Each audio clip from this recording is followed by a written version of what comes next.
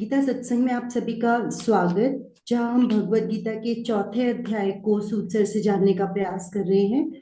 सभी की ओर से सर को प्रणाम और निवेदन कि आज के गीता सत्संग की शुरुआत करें।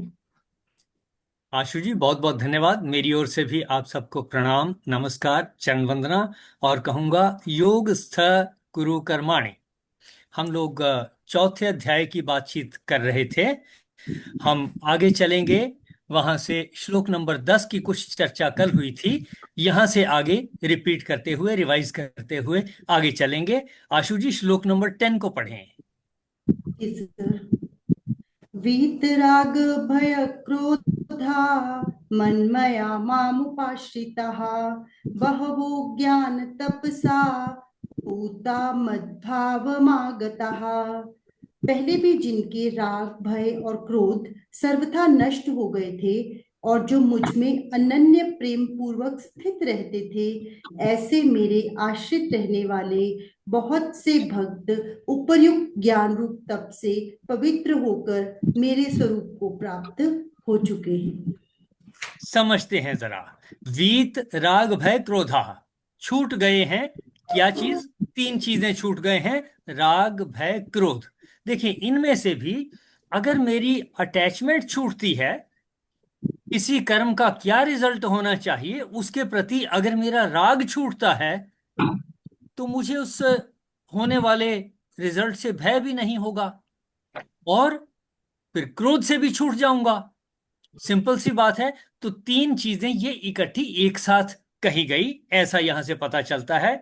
वीत राग भय क्रोधा, जिनके राग भय और क्रोध छूट गए हैं।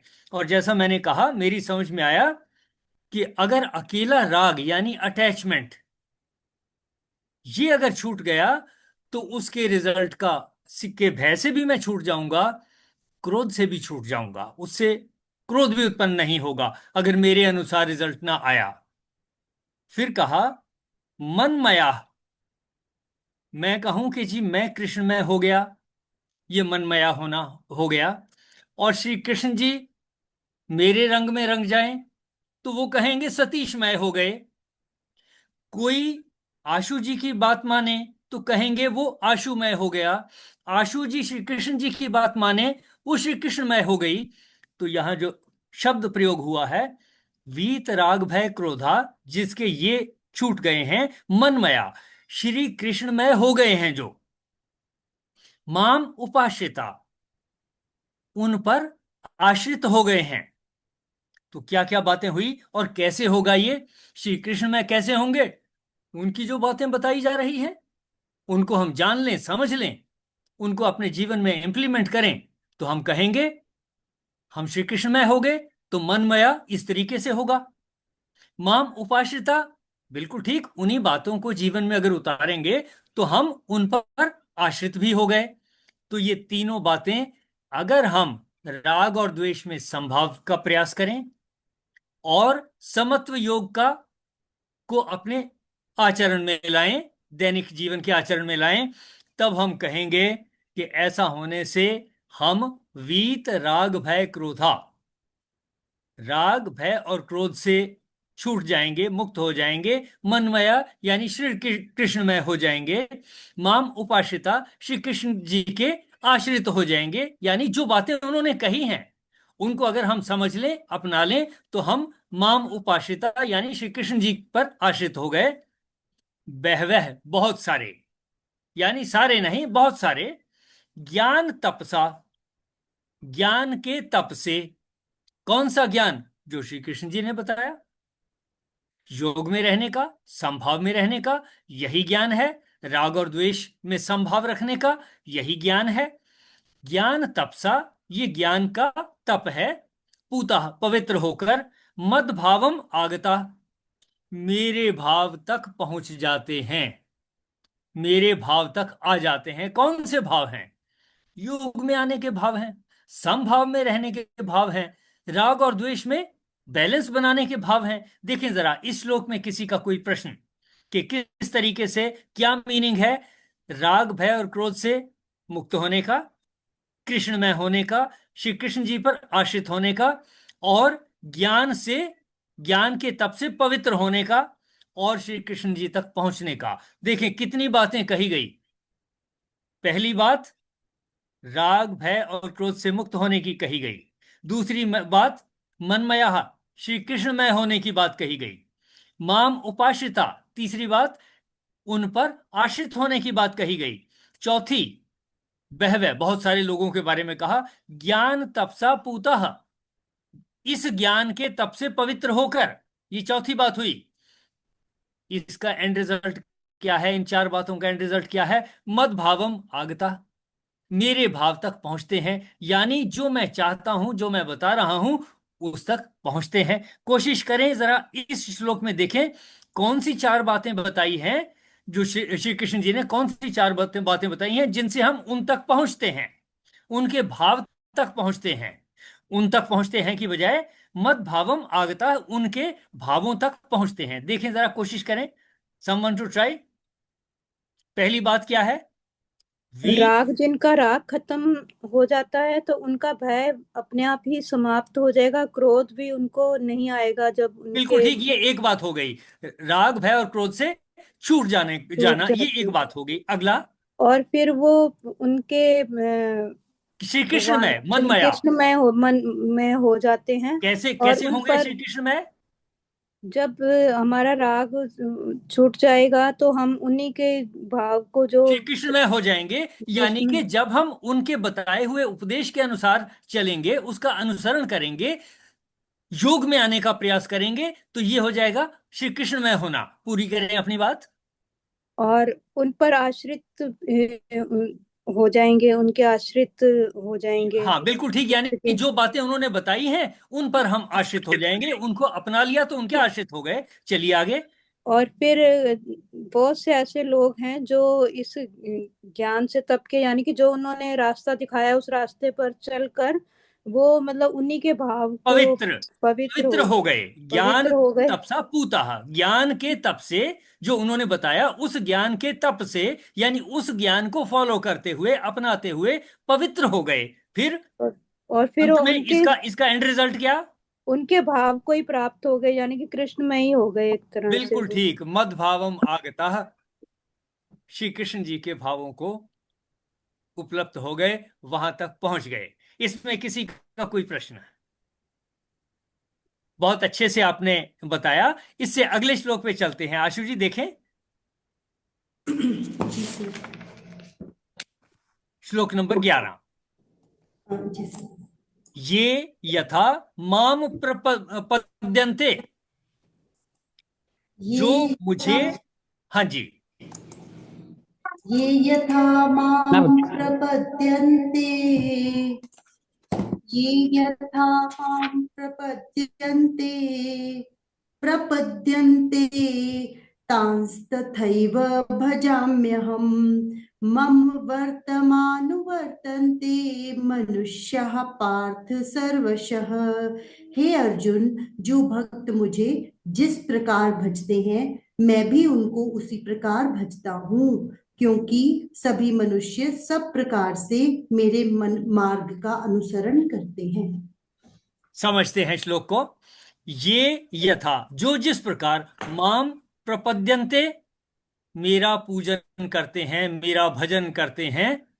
तो कैसे भजन करते हैं कोई श्री कृष्ण जी का? उनके मार्ग पर चलकर, उनके जो बिल्कुल ठीक, उनके मार्ग पर चलकर, योग में स्थित होकर के, समभाव को जानकर, राग द्वेष से बच करके, ऐसा अगर करते हैं तो कहा जाएगा, अगर हम ऐसा करते हैं तो कहा जाएगा हम उनको भज रहे हैं। अपने मन में बिठाएं। पहली बात क्या कही? ये यथा माम प्रपद्यन्ते। इसको हमने समझा क्यों? कि जो हाँ जी। मुझे भजन करते मेरे हैं, किस विचारों प्रकार? से चल। किस प्रकार करते हैं? उनके मार्ग पर चलकर करते हैं। फिर कहा, राग देश से रहित हो। ये यथा माम प्रपद्यन्ते, तान, उनको, तथा, उसी प्रकार, तथा एव, उसी प्रकार, भजामि अहम, मैं भी भजन करता हूं उनका। तो श्री कृष्ण जी अगर मेरा भजन करेंगे, उससे पहले मेरे में क्या आना है? मैं उनको भजन कर रहा हूं, मैं उनकी बातों का अनुसरण कर रहा हूं। अगर मैं उनकी बातों का अनुसरण कर रहा हूं तो वो तो पहले से ही, मेरे अनुसरण करने से पहले ही वो तो बातें उनमें हैं ही। और अगर वो कहते हैं कि मैं ऐसे लोगों का उसी प्रकार भजन करता हूं, यानी वो तो अपनी ही बात को मान रहे हैं, अपनी ही बातों पर चल रहे हैं, जो ज्ञान उन्होंने बताया उसको फॉलो करते रहते हैं वो। यानी ये साइकिल हो गया। फिर से देखें, इस आधे श्लोक को पढ़ता हूं। ये यथा, जो जिस प्रकार माम प्रपद्यन्ते, मेरा भजन करते हैं, यानी जो लोग श्री कृष्ण जी के बताए मार्ग के अनुसार समभाव में रहते हैं, दोनों चीजों से, राग और द्वेष में बराबरी बना करके चलते हैं, ऐसे लोगों की बात हो रही है। और भी जो दो बातें उन्होंने कही उनका अनुसरण करते हैं, उनको कहा कि वो श्री कृष्ण जी को भजन कर रहे हैं, ऐसा माना जाएगा। तान तथा, उनको उसी प्रकार, तान तथा एव, उनको उसी प्रकार भजामि अहम, मैं भी भजन करता हूं। यानी श्री कृष्ण जी भी उन बातों का अनुसरण करेंगे जो उन्होंने ही बताई हुई हैं और मेरे में आ गई हैं। देखें इस आधे श्लोक के बारे में किसी का कोई पॉइंट? चलिए आगे बाकी के आधे श्लोक को पढ़ता हूं। मम वर्तम अनुवर्तन्ते, वर्तम का मतलब मार्ग, जो मेरे मेरे मार्ग को जो फॉलो करते हैं, अनुसरण कर। अनुसरण करते हैं, अनुवर्तनते, अनुसरण करते हैं, जो मेरे मार्ग को अनुसरण करते हैं। क्या मतलब? यानी योग में आते हैं, राग द्वेष में बैलेंस का प्रयास करते हैं, समभाव में रहते हैं, यही बातें चली आ रही हैं। मम वर्तम अनुवर्तनते, मेरे मार्ग के अनुसार चलते हैं मनुष्य, जो मनुष्य मेरे मार्ग के अनुसार चलते हैं या मुझे फॉलो करते हैं।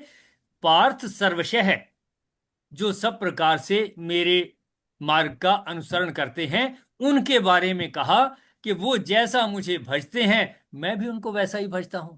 देखें जरा इस पूरे श्लोक में, इस पूरे श्लोक से हमने क्या समझा, और किसी का कोई प्रश्न इसमें? फिर से देखें, श्री कृष्ण जी ने कहा ये यथा माम प्रपद्यन्ते, जो जिस प्रकार मुझे भजते हैं, ये हमने सीख लिया कि हम उनको कैसे भजेंगे, समभाव में आकर योग में स्थित होकर भजेंगे। तान तथा एव भजामि अहम, मैं भी उनको उसी प्रकार भजन करता हूं। यानी श्री कृष्ण जी भी उन्हीं बातों का, उन्हीं की जिन बातों का मैंने अनुसरण किया, सीखा और अपने जीवन में प्रयोग किया, तो श्री कृष्ण जी कहते हैं मैं भी वैसा ही करता हूं। यानी वो भी अपनी ही बातों का करते हैं, और कहा कि मैं भी उनको ऐसे ही भजता हूं। फिर कहा मम वर्तम अनुवर्तन्ते, मेरे जो लोग मेरे मार्ग के अनुसार चलते हैं, वो जो पहले कहा था ये माम, ये यथा माम प्रपद्यन्ते, उसी के साथ जुड़ा हुआ है, जो मुझे भजन करते हैं और मेरे अनुसार चलते हैं, ऐसे लोगों के बारे में कहा। देखें जरा किसी का कोई प्रश्न इस श्लोक के बारे में? नहीं तो कोशिश करें कि इस श्लोक से हमने क्या सीखा। हिंदी में है, हे अर्जुन, जो भक्त मुझे जिस प्रकार भजते हैं मैं भी उनको उसी प्रकार भजता हूं, क्योंकि सभी मनुष्य सभी प्रकार से मेरे मार्ग का अनुसरण करते हैं। यानी जो पहला भाग था, जो ऐसे लोग हैं जो श्री कृष्ण जी को भजते हैं, वो लोग उनके मार्ग का अनुसरण कर रहे हैं, ऐसी बात कही गई। देखें जरा, प्रयास करें, क्या पता चला इस श्लोक से हमें, श्लोक नंबर 11 से? एनीवन? पहली बात क्या कही? यहाँ ये जो बता लोग रहे हैं कि जो जो भक्त हैं, यानी कि इसमें सभी की बात नहीं कर रहे, इसमें भक्त वो बात कर रहे हैं जो उनके मार्ग को मानते हैं, जो उनके मार्ग पर के अनुसार चलते हैं, जिन्होंने अपने आप को राग द्वेष से रहित कर लिया है। बिल्कुल ठीक, बिल्कुल ठीक। हाँ जी, कंटिन्यू। तो कह रहे हैं कि मैं जिस प्रकार से वो मेरे मार्ग का अनुसरण करते हैं, तो मैं भी उनके मतलब उनको भजता हूँ। यानी कि जो बात हम उनके अनुसरण करते हैं, वो बात तो उनके अंदर पहले से है ही है, भगवान के अंदर। तो वो, ठीक, तो उनका एक तरह से वो भी मतलब भजन वो भी कर रहे हैं उन भक्तों का। और यानी फिर रीइंफोर्स हो गई, वो बात रीइंफोर्स हो गई। ठीक, और सभी मनुष्य जो है वो उन्हीं के मार्ग का अनुसरण करते हैं, यानी कि उन्हें जो बातें ऐसे उन्होंने लोगों की कही बात है, हो जो रही है, जिन लोगों संयोग की में बात हो स्थित रही है वो रहना, सब उन्हीं का अनुसरण करते उन्हीं हैं। का बिल्कुल ठीक, अनुसरण करते हैं। ठीक। चलिए, और किसी का कोई पॉइंट नहीं तो अगले श्लोक पे चलेंगे। चलिए नहीं आशा सर, जी। हाँ जी। फोर्थ। काङ्क्षन्तः कर्मणां सिद्धिं यजन्त इह देवताः क्षिप्रं हि मानुषे लोके सिद्धिर्भवति कर्मजा। इस मनुष्य लोक में कर्मों के फल को चाहने वाले लोग देवताओं का पूजन किया करते हैं, क्योंकि उनको कर्मों से उत्पन्न होने वाली सिद्धि शीघ्र मिल जाती है। देखिए, इस श्लोक को हम जानते हैं, समझते हैं, थोड़ा सा प्रयास करेंगे तो हमें पता लग जाएगा कि इस श्लोक को हम पहले से अच्छी तरह से जानते हैं और कर रहे हैं इसके अनुसार काम। कांक्षतः कर्मणाम सिद्धिम, जो कर्म की सिद्धि की आकांक्षा करते हैं, कि मैं हनुमान जी का पूजन करता हूं, हनुमान चालीसा पढ़ता हूं ताकि मेरे में वो शक्ति आए। मैं लक्ष्मी जी का पूजन करता हूं, मुझे धन धान्य की प्राप्ति हो। मैं सरस्वती देवी का पूजन करता हूं कि मुझे नॉलेज, मेरे को विद्या। पता मेरे में आ जाए, मैं ज्ञान को सीख लूं। हम इसी प्रकार से श्री गणेश जी का पूजन करते हैं उन सिद्धियों के लिए। ऐसे ही किसी भी शक्ति को प्राप्त करने के लिए हम लोग ऐसा करते हैं। हम कोई मान्यता धारण करते हैं, मेरा ये हो जाए तो मैं वहां पर मत्था टेक करके आऊंगा, प्रसाद चढ़ा करके आऊंगा, ऐसी कामना करते हैं, ऐसा हम सोचते हैं, ये हम सब करते हैं। कहा कांक्षतः कर्मणाम सिद्धिम, जो कर्मों की सिद्धि चाहते हैं, कि मैं ऐसा चाहूं और इसका ऐसा रिजल्ट आए, ये मीनिंग हुआ। यजंते इह देवता, जो इस तरीके से देवताओं की पूजा करते हैं, यानी अपने किसी विशेष इच्छा की पूर्ति के लिए देवताओं की पूजा करते हैं। क्षिप्रम ही मानुषे लोके सिद्धि भवती कर्मजा, क्षिप्रम जल्दी ही, मानुष्य लोके इस मनुष्य लोक में, सिद्धि भवती सिद्धि हो जाती है, कर्मजा उन कर्मों की। यानी जो कर्म, अगर मैंने अभी सोचा कि मुझे बाजार से ये खरीद करके लाना है और मैं चला गया कि आज सब्जी खत्म है अभी जाकर के लाता हूं, इस इच्छा की पूर्ति उसी समय हुई। ये इच्छा जिस भी देवता को कहें, जिसने भी मुझे शक्ति दी चलने की, मैं उससे चल करके गया और ये इच्छा पूरी हो गई। और दूसरी हमने अभी बात की अलग अलग देवी देवताओं के जो हमने पूजन किए, किसी एक इच्छा को लेकर कि मुझे क्या मेरी हुआ? यह इच्छा पूर्ण हो जाए, उसके लिए अलग अलग देवताओं को बनाया गया है, बताया गया है, और हम उसी के अनुसार पूजा करते हैं, पूजन करते हैं। कहा कि ऐसा करने से जो अपनी विशेष इच्छा की पूर्ति के लिए किन्हीं देवी देवताओं की पूजा करते हैं, तो उनसे उनको उस प्रकार की सिद्धि जल्दी ही प्राप्त हो जाती है। इस मनुष्य लोक में कर्मों के फल को चाहने वाले देवताओं का पूजन करते हैं। ये हमने जाना कि हम सब ऐसा करते हैं, क्योंकि कर्मों से उत्पन्न होने वाली सिद्धि शीघ्र ही मिल जाती है। कि जो कर्म मैं अभी करता हूं, अभी मैंने प्यार किया, बच्चे ने रिप्लाई कर दिया, रिस्पांस दे दिया स्माइल करके। मैंने किसी को हाथ हिलाया, बच्चे ने भी हाथ हिला दिया, रिस्पांस दे दिया। मैं किसी पे नाराज हुआ, वो भी मुझे घूरने लगा, गुस्सा हो गया। मेरे कर्मों का रिजल्ट जल्दी ही मिलता है। यानी मैंने जिस देवता के भाव अपने अंदर पैदा किए, यानी जिनका मैंने पूजन किया, उनके जो गुण हैं, उनसे जो सिद्धि प्राप्त होनी है, वो जिस सिद्धि के लिए पूजे जाते हैं, वो सिद्धि मुझे जल्दी ही मिल जाएगी।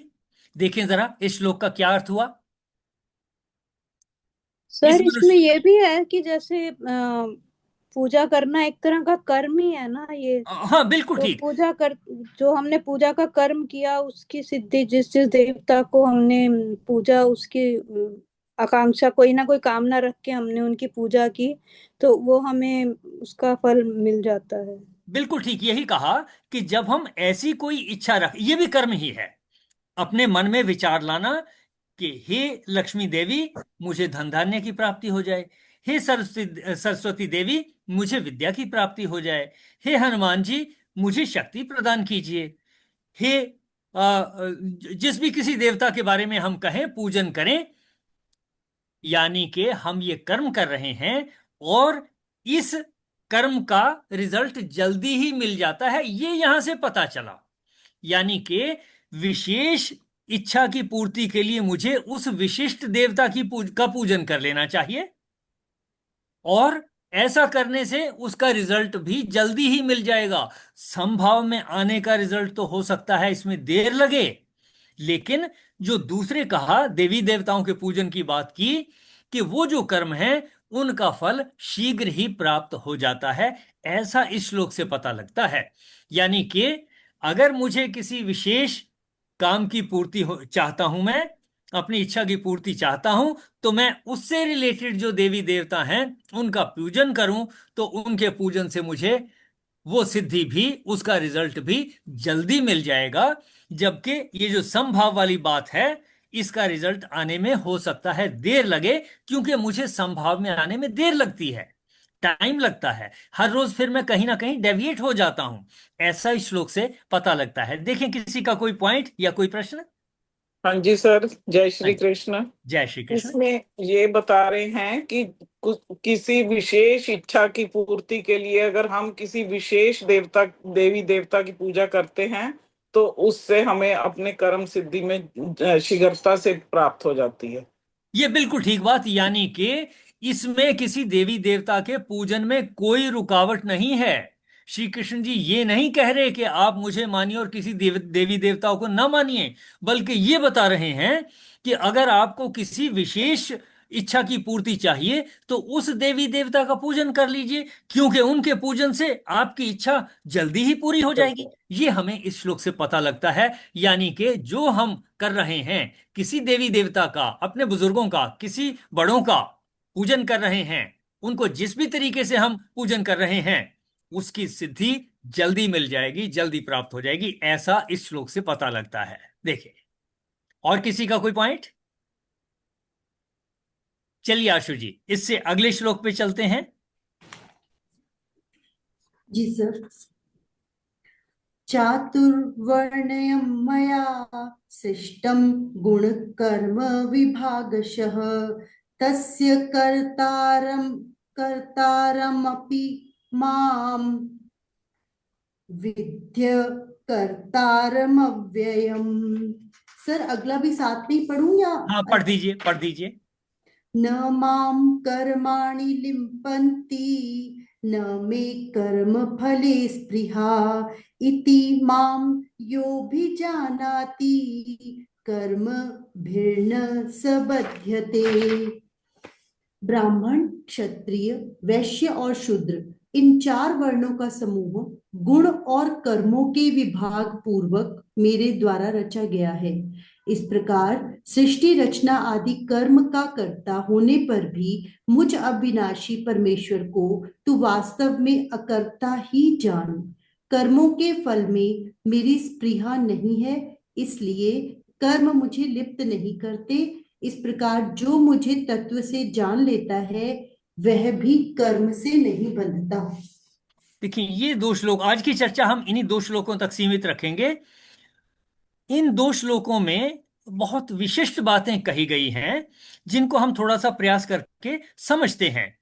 चातुर वर्ण्यम, यानी 4 वर्णों की गुण कर्म विभागशः, गुण और कर्मों के विभाग के अनुसार। यानी ये विभाजन 4 वर्णों का जो है, किन 2 चीजों के ऊपर है? गुणों के बेस पर है और कर्मों के बेस पर है। कौन से गुण? जिस व्यक्ति की जितनी इंटेलिजेंस है और जिस तरफ उसका रुझान है, ये विभाजन हो गया गुणों का। तो गुणों का विभाजन कैसे हुआ? इंटेलिजेंस के बेस पर। किसी की इंटेलिजेंस कम है, किसी की इंटेलिजेंस ज्यादा है। ज्यादा इंटेलिजेंस वाले ब्राह्मणों की तरफ को जाएंगे, क्षत्रियों की तरफ को जाएंगे। कम इंटेलिजेंस वाले कंपैरेटिवली वैश्य के कैटेगरी में आ सकते हैं, शूद्र की कैटेगरी में आ सकते हैं। लेकिन अकेले इंटेलिजेंस पर बेस नहीं है, इसके साथ और क्या जुड़ा? कर्म, यानी उनका रुझान किस तरफ है। कोई शूद्र भी ऐसा हो सकता है जिसका रुझान क्षत्रिय बनने का हो, कोई शूद्र ऐसा हो सकता है जिसका रुझान ब्राह्मण बनने का हो, कोई शूद्र ऐसा हो सकता है जिसका रुझान वैश्य का व्यापार करने का हो, और कोई ब्राह्मण भी ऐसा हो सकता है जिसकी इंटेलिजेंस कम हो या उसको अच्छा ना लगता हो पढ़ना पढ़ाना, और उसका रुझान कि ठीक है मैं तो सेवा कर दूंगा, सेवा भाव में लगे, तो शूद्र। यानी कि ये कोई बड़े छोटे नहीं हैं। ये जो चार वर्ण बताए, ये बढ़िया और घटिया की बात नहीं है, बड़े छोटे या अच्छे और बुरे या बढ़िया और कम बढ़िया, ऐसा नहीं है। ये दो चीजों के बेस पर डिवीजन किया, कर्म के बेस पर और गुणों के बेस पर। देखिए, इसको थोड़ा सा साइंटिफिक उसके साथ जोड़ता हूं। बाइनरी लैंग्वेज बच्चे कंप्यूटर में सीखते हैं, हमारी गिनती में 0 से 9 तक होते हैं, उसके बाद फिर 10 आता है, तो उन्हीं 0 से 9 तक के जो इमेज हैं उन्हीं को जोड़ करके, 1 और 0 को जोड़ करके 10 बनता है। फिर 10 से कम वाले भी हैं, 8 वाले हैं, 4 वाले हैं, 2 वाला है जिसको कंप्यूटर में यूज करते हैं, बाइनरी कहते हैं। क्या है उसमें दो? 0 और 1। और अगर 0 और 1 यानी 2 डिजिट मैं ले लूं, ये 2 डिजिट के कॉम्बिनेशन लगाऊं, दोनों 0 0 हो गए, एक कॉम्बिनेशन बना। इनमें से ये 0 है, ये 1 है, ये दूसरा कॉम्बिनेशन, ये 0 है, ये 1 है, तीसरा कॉम्बिनेशन, और दोनों 1 1 है, चौथा कॉम्बिनेशन। 4 ही वर्ण बनेंगे। अगर हम गुण और कर्म दो के बाइनरी के हिसाब से चलें तो मैथमेटिकली और साइंटिफिकली पता चलता है 4 ही वर्ण बनेंगे। तो यहां कहा चातुर्वर्ण्यम गुण कर्म विभागशः, गुण और कर्मों के विभाग से मैंने ये 4 इसकी सृष्टि की रचना की, 4 विभागों की रचना की, जो हमने अभी डिस्कस किया कि इन 2 भागों के हिसाब से अगर चलेंगे, गुण और कर्म के हिसाब से, तो बाइनरी के हिसाब से भी 4 कॉम्बिनेशन बनेंगे, 4 वर्ण बनेंगे। कोई छोटा बड़ा नहीं है, हर एक की अपनी वैल्यू है, अपनी इंपॉर्टेंस है। तो ब्राह्मण, क्षत्रिय, वैश्य और शूद्र, इस प्रकार वर्णों का समूह जो है गुण और कर्मों के अनुसार मेरे द्वारा रचा गया है। ये हमने देख ही लिया कैसे रचा है, मैथमेटिकली पता चल गया। ईश्वर का जो कानून है, जो बाइनरी मैथमेटिक्स है, उसी से हमें पता चल गया कि ये तो भाई प्रकृति का रूल है, 4 ही बनेंगे। देखें जरा, यहां तक किसी का कोई प्रश्न कि गुण और कर्म से 4 कॉम्बिनेशन कैसे बनते हैं? 0 0 0 1 1 0 1 1, 4 कॉम्बिनेशन बनेंगे। चारों को जो है नाम दे दिया ब्राह्मण, क्षत्रिय, वैश्य, शूद्र। और अदरवाइज जब हम इन गुणों और कर्मों के हिसाब से चलेंगे तब भी हमें पता चलेगा कि इसके अनुसार ये 4 वर्ण में सभी को बांटा जा सकता है। और फिर इसके अलावा जब बारीकी देखेंगे तो इनका बहुत विस्तार हो सकता है। कितनी इंटेलिजेंस कम या ज्यादा कितने लेवल की है, तो बहुत लोग हो जाएंगे। हाँ, देखें जरा, यहां तक किसी का कोई प्रश्न? कोशिश करें जरा। क्या पता चला कि 4 जो वर्णों का विभाजन है ये किन 2 चीजों पर आधारित है? गुण और कर्म। गुण और कर्म। गुण और कर्म पर। और मैथमेटिकली कितने कॉम्बिनेशन हो सकते हैं किन्हीं 2 चीजों के? 4। 4। 4 ही कॉम्बिनेशन हो सकते हैं। बाइनरी में अगर गिने तो 4 ही कॉम्बिनेशन हो सकते हैं। तो 4 वर्ण यहां बताए गए, ब्राह्मण, क्षत्रिय, वैश्य, शूद्र। इसलिए हमें पता चलता है कि ये विभाजन है, इसमें कोई घटिया बढ़िया छोटा बड़ा ऐसा नहीं है, सभी की अपनी इंपॉर्टेंस है। जैसे सत्वगुण की इंपॉर्टेंस है, उतनी ही इंपॉर्टेंस कहीं रजोगुण की भी है, तमोगुण की भी है। बढ़िया घटिया कोई भी नहीं है, एक दूसरे के सब पूरक हैं, एक दूसरे की सबको जरूरत है। तो ये पता चला कि चातुर्वर्ण्यम गुण कर्म विभागशः है, गुण और कर्म के विभाग के अनुसार ये 4 वर्णों की रचना मैंने की, मेरे द्वारा ये रचा गया, ऐसा श्री कृष्ण जी ने कहा। जिसको हमने साइंटिफिकली बाइनरी के हिसाब से समझा कि हाँ ये समझ में आता है कि ये जो विभाजन है। और इसी में ब्राह्मण कम ज्यादा नॉलेज वाले अनंत हैं, क्षत्रिय कम ज्यादा शक्ति वाले अनंत हैं, वैश्य कम ज्यादा नॉलेज वाले या किस तरीके से व्यापार करना है अनंत हैं, शूद्र किस तरीके से कम ज्यादा सेवा कर सकते हैं, किस चीज में सेवा कर सकते हैं, अनंत हैं। यानी कि हर एक भाग अपने आप में फिर अनंत लोगों को समाहित करता है। देखें जरा, यहां तक किसी का कोई प्रश्न? चार वर्णों के बारे में मैंने बात की कि चार का वर्ण, वर्ण का मतलब ये नहीं कि चार डिवाइड हो गए तो वो बराबर बराबर हो जाएंगे। उनमें फिर अनंत विभाजन है, लेवल हैं, अनंत लेवल हैं उनमें। चलिए, तस्य कर्तारम, उसका कर्ता, अपि कर्ता होने पर भी, यानी ये कर्म किसने किया? ये विभाजन ईश्वर की शक्ति ने किया, श्री कृष्ण जी की शक्ति ने किया। तस्य कर्तारम अपि, उसका कर्ता होने पर भी, माम अव्ययम, मुझ अविनाशी को, अकर्तारम विद्धि, अकर्ता ही जान। ये मैं कुछ स्पेशल कर्म कर रहा हूं ऐसा नहीं है। ये कुदरत में ऐसा ही होना है, विभाजन होने ही है, वेरिएशन होनी ही है। अनंत लोगों में अनंत लेवल होने हैं इन चीजों के। ब्राह्मण, क्षत्रिय, वैश्य, शूद्र के गुण हर व्यक्ति में अलग अलग होने हैं।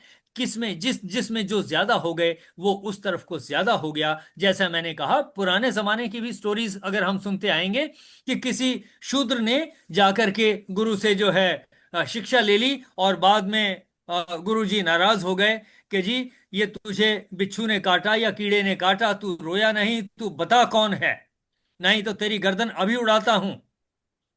उसने कहा एकलव्य मैं तो की शूद्र कहानी हूं, लेकिन मुझे झूठ बोलने के बगैर कोई तरीका नहीं था कि मैं आपका शिष्य बन सकता। ऐसी बातें हैं, मुझे हाँ विस्तार जी, नहीं पता, लेकिन इतना की याद है कि ऐसी चीजें हमारे पास ग्रंथों में हैं। यानी कि कोई किसी सब भी एकलव्य कैटेगरी की का हो, कहानी। वो किसी दूसरी कैटेगरी को प्राप्त हो सकता है। चलिए, तो कहा ऐसा होने पर भी मैं कोई करता हूं ऐसा नहीं, मैं फिर भी अकर्ता हूं, क्योंकि ये सब नेचुरली हो रहे हैं। कर्ता तब हो जाएगा जब वो कहेगा सारे के सारे इंटेलिजेंट ही होने चाहिए, सारी की सारी दुनिया ब्राह्मणों की ही होनी चाहिए, सारी की सारी दुनिया क्षत्रिय ही होने चाहिए, कोई और ना हो, सारी की सारी दुनिया में वैश्य ही होने चाहिए या शूद्र ही होने चाहिए या ऐसे ही होने चाहिए। अगर इस पर आग्रह हो जाएगा प्रकृति का, ईश्वर का, तब कहेंगे वो कर्ता हो गया, तब उसको राग हो गया किसी एक चीज के प्रति। राग हाँ और जी, द्वेष से मुक्त जब हैं, तब ये सारा अनंत है। यानी कि ईश्वर इस विभिन्नता में खुश है तो अकर्ता है। हम किसी विभिन्नता में प्रसन्न होंगे, हम अकर्ता हो जाएंगे। देखें जरा इस श्लोक के अर्थ में क्या बातें सीखी और क्या डिस्कस की अभी अभी हमने, कि कब हम कर्ता हो जाते हैं, कब कर्ता होने से बचते हैं, कब ईश्वर करता है, कब नहीं है। जब उसने चार वर्ण बना दिए और वो खुश है इस बात से, वो नहीं चाहता कि एक ही वर्ण रहे। एक ही वर्ण होने से वो कर्ता हो जाएगा, हाँ जी। लेकिन वर्ण चार हैं और उनमें भी अनंत वेरिएशन है, तो श्री कृष्ण जी या वो अनंत शक्ति अकर्ता हो गई। देखें, इस सवाल का उत्तर ढूंढें कि ईश्वर अकर्ता कैसे हुए, और कर्ता हो जाते तो क्या हो जाता। उन्होंने तक- ऐसा नहीं चाहा कि ब्राह्मण, क्षत्रिय, वैश्य, शूद्र में बस एक ही कैटेगरी बनाओ। अगर एक ही कैटेगरी बनाते तो वो कर्ता हो जाते। सभी कैटेगरीज में वो प्रसन्न हैं, वो अकर्ता हो गए। देखें जरा, श्री कृष्ण जी या वो शक्ति, वो ईश्वर अकर्ता कैसे हो गया ये सब कर्म करते हुए भी? जब हम सभी हाँ जी राग सर। द्वेष से वो कर्म करते हैं तो हम उसमें बंधते हैं या कर्ता बन जाते हैं। जब हम उससे अलग रहकर काम करते हैं तो हम उस कर्म से नहीं बंधते। तो भगवान तो राग द्वेष से ऊपर हैं, तो वो फिर कर्ता हो ही नहीं सकते। कर्ता हो ही नहीं सकते, और उनकी कोई अटैचमेंट इस बात में नहीं है कि ब्राह्मण ही हो। ये जो चार वर्ण हैं कि सभी एक ही वर्ण के वही हों। राग ही हो गया ना एक तरह से, उनका किसी बिल्कुल के ठीक, प्रति कोई राग नहीं है। बिल्कुल ठीक, क्योंकि उनका ऐसे किसी एक वर्ण के हो जाने में उनकी अटैचमेंट नहीं है, उनका राग नहीं है, और दूसरे वर्ण नहीं होने चाहिए ऐसा द्वेष भी नहीं है।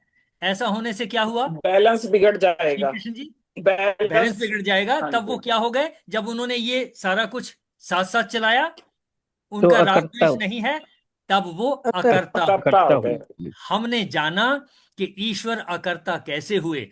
तो अगर हमने ये जान लिया कि ईश्वर अकर्ता कैसे हुए, तो क्या हम स्वयं भी अकर्ता नहीं हो सकते? हो सकते हैं।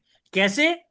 इसी तरीके से जो विभिन्न चीजें हैं, उनके प्रति राग से बचें कि ये तो बहुत बढ़िया है, ये घटिया है, ये नहीं होना चाहिए। मैं इस राग द्वेष से बचूं, क्योंकि पूरे समाज में, अपने ही घर में, मोहल्ले में, समाज में, वातावरण में, सब जगह भिन्नता तो है ही।